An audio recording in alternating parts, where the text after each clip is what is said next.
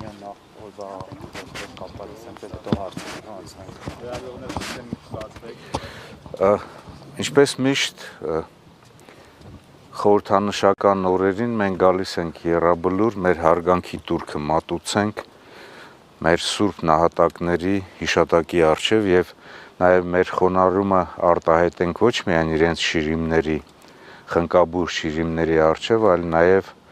երախտագիտության խոսքերն ասենք նրանց բոլոր հարազատներին, ովքեր այսօր տառապում են, բայց միևնույն ժամանակ մենք որոշակի նաեւ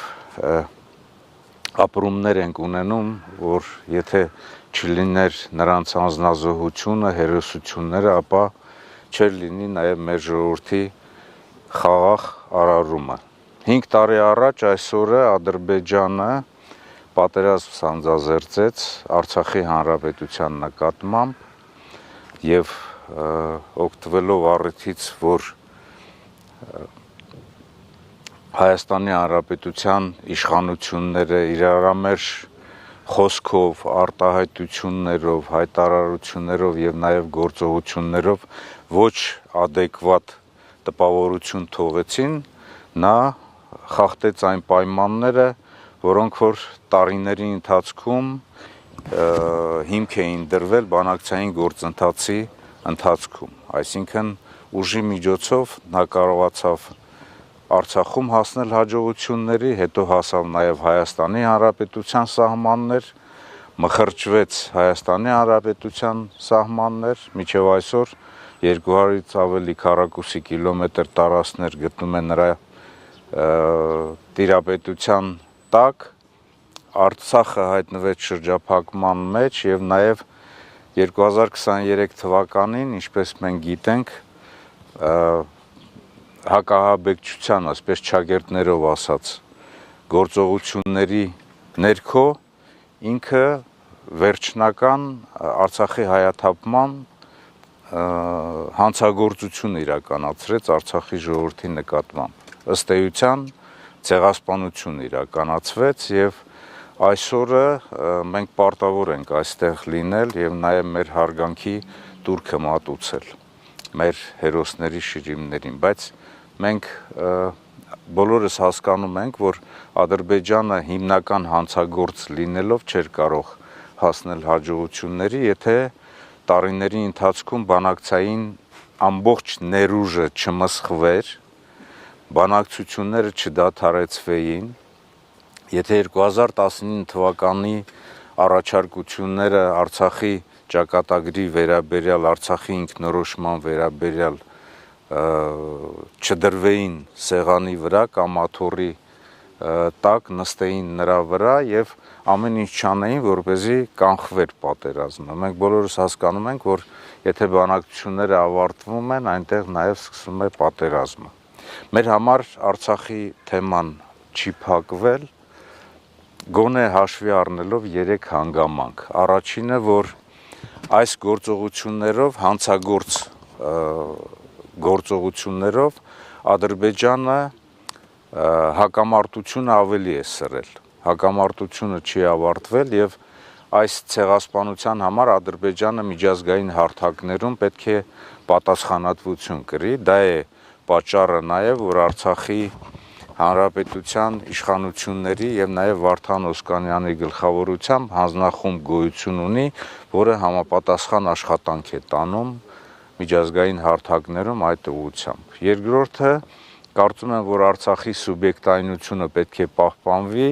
եւ ինստիտուտները, իշխանությունները պետք է աշխատեն Արցախի ժողովրդի ճակատագրի, նրանց սոցիալ-տնտեսական վիճակի, նրանց հավաքական պահելու եւ նաեւ հնարավորության սահմաններում հակագործողություններ իրականացվեն, նաեւ որպեսզի ընդհանուր վերադարձի, հավաքական վերադարձի համար անվտանգային պայմաններ ստեղծեն։ Եվ երրորդը, եթե այս երկու հանգամանքը գոյություն ունի, ապա բանակցությունները այլընտրանք չունեն։ Բանակցությունները գործող ձևաչափով կամ որևիցե նոր ձևաչափով, բայց ցավոք սրտի Հայաստանի Հանրապետության իշխանությունները Ադրբեջանի ղեկավարության հետ միասին, ինչպես գիտեք, լուծարեցին Մինսկի խումբը, դրանով նրանք եւս մեկ անգամ ապացուցեցին, որ նրանք Արցախի էջը գոնե իրենց տպավորության, իրենց գործողությունների մեջ փակել են, իսկ նրանց խոսքը, նրանց գործողությունները ցույց են տալիս, որ նաև նրանց գործողությունների մոտ միտումնավորություն կա։ Եվ ես ուզում եմ եւս մեկ անգամ, որպեսզի մենք այսօրը հիշատակելով 5-րդ տարելիցի խորհրդի շրջանակներում մեր խոնարհումը արտահայտենք ոչ միայն Եռաբլուրում, այլ նաև Հայաստանի Հանրապետության եւ Արցախում մնացած բոլոր մեր հերոս նահատակների հիշատակի առջև։ Պարոն Օհանյան, պարտության հետ կապված տարբեր են պատճառները։ Նիկոլ Փաշինյանը ձեր օրոք պաշտպանության բանակի հրամանատար լինելու ձեր օրոք քննադատությունների տեղատարափ է հորդացել այս ընթացքում։ Օրինակ ասում 2016-ին, երբ որ ես Ասուն Ջոկատի հետ գնացի Մարտակերտ, 73 թվի ավտոմատ էին ինձ տվել, ասում է Սերժ Սարգսյանը 43 միլիոնի մետաղի ջարդոն է ձեռք բերել, այդ զենքերը ընդհանրապես բանի պիտանի չեն, ոչ մի ձև չեն կարող օգտագործել, իսկ հետո իրենք հայտարարեցին, որ մենք վերջ ենք դրել 80-ականների զենքերի օգտագործմանը։ Մի հատ պարզություն կմտցնեք, ձեր օրոք ձեռք բերված զենքը իսկապես այդպես ջարդոն է եղել։ Տեսեք, Հայաստանի Հանրապետության եւ Արցախի Հանրապետության անկախության եւ ինքնորոշման սկզբնական փուլում ձևավորվեց հայկական բանակը եւ նաեւ Արցախի Հանրապետության պաշտպանության բանակը։ Հասկանալի է, չէ՞, մեր ժողովուրդը գիտակցում է, որ այն զրոյից է սկսել ստեղծվել եւ կառուցվածքային, կազմհաստիկային առումով եւ նաեւ համակողմանի ապահովման խնդիրներ իրականացնելով, որոնց մեջ է եղել նաեւ սպառազինության ձեռքբերումը։ Եւ սպառազինությունը ի սկզբանե ձեռք է բերվել Հայաստանի Հանրապետության տարածքում գոյություն ունեցող Խորհրդային Միության զորամասերից մնացած, Արցախի Հանրապետությունում Խորհրդային Միության մնացած սպառազինությունից եւ նաեւ հայ, ռուսական եւ նաեւ հապկի շրջանակներում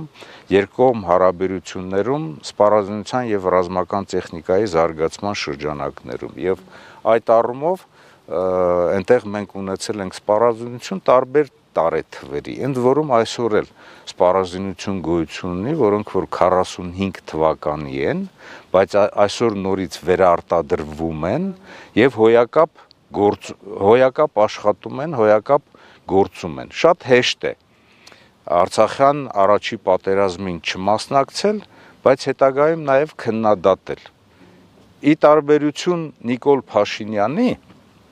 որ ինքը առաջին Արցախյան պատերազմի ժամանակ բանակ չի գնացել, չի մասնակցել պատերազմի։ Ի տարբերություն դրա, ուրեմն Հայաստանի Հանրապետության եւ Արցախի Հանրապետության տարբեր բարձրագույն ուսումնական հաստատություններից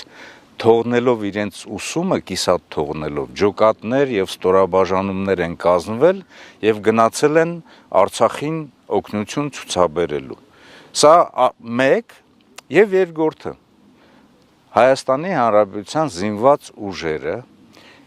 եւ Արցախի պաշտպանության բանակը իրենց կառուցվածքով, համալրվածությամբ, համակողմանի ապահովմամբ, ինժեներական կառույցների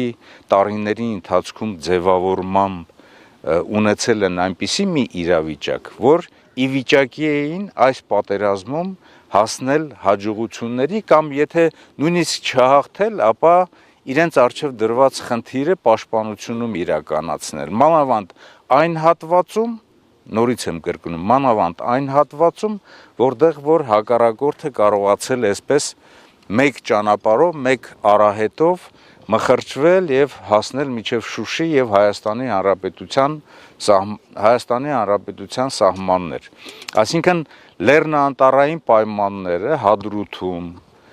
ջրականի շրջանում հնարավորություն են ունեցել հակառակորդին կանգնեցնել եւ կարծում եմ, որ հակառակորդը ինքն է զարմացել, թե ինչպես է կարողացել այդ օրերի ընթացքում հասնել իմ ասած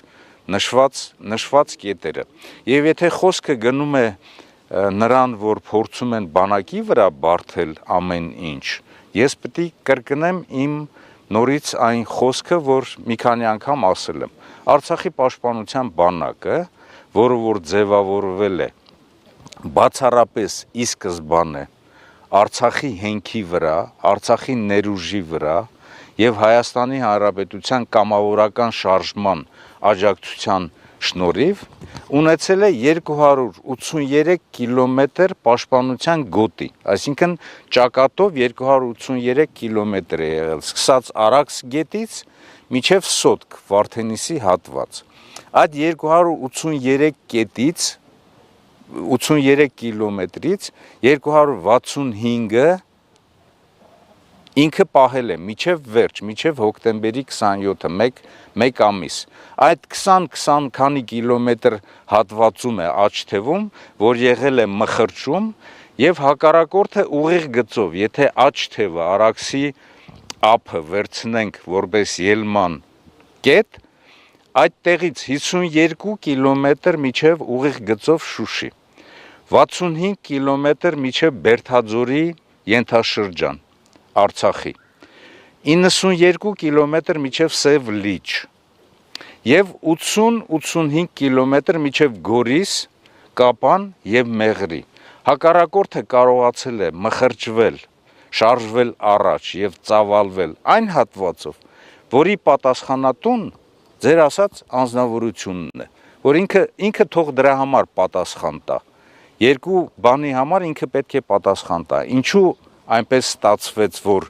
մերժվեց բանակցային ամբողջ գործընթացը եւ երկիրը մխրճվեց պատերազմի մեջ, կրկնում եմ Ալիևի խոսքերը, որ ինքը տեսել է, որ ոչ adekvat կառավարում է իրականացնում Հայաստանում, ոչ adekvat իշխանություններ են, որոնք որ մերժել են տարիների ընթացքում բանակցային գործընթացում բոլոր պայմանավորվածությունները եւ դա է հիմք հանդիսացել, որպեսզի ինքը պատերազմական գործողություններ սկսվի։ Եվ երկրորդը, ինչու ինքը ոչինչ չարեց հակառակորդի գլխավոր հարվածի ուղղությամբ ուժերի վերախմբավորում, ուժերի մոբիլիզացիա, ամբողջ ազգի մոբիլիզացիա իրականացնի, հակառակորդի այդ մխրճման հատվածը, այդ ճեղքման հատվածը փակի, կանգնեցնի, որպեսզի բանակը կարողանա բոլոր հատվածներում իրենց արժև դրված խնդիրը իրականացնել։ Սա ուզում եմ, որպեսզի հայ ժողովուրդը գիտակցի եւ հասկանա։ Պարոն Օհանյան, նաև դուք եք այդ օրերին Արցախում եւ հաճախ կարծիք է հնչում, որ անկազմակերպ էր ստեղծված իրավիճակը, դուք ինչի հետ եք կապում եւ արդյոք անկազմակերպ էր ու դա էր հենց պարտության պատճառներից մեկը։ Ուրեմն անհաջողությունների եւ պարտության պատճառները մի քանիսն են, որոնց մասին ես կարծեմ մի քանի անգամ ասել եմ։ 3-ն են դրանք։ Առաջինը 2018 թվականից սկսած լուրջ հարված է հասցվել զինված ուժերի կառավարման համակարգին, շարունակական եւ հաճախակի պաշտպանության նախարար,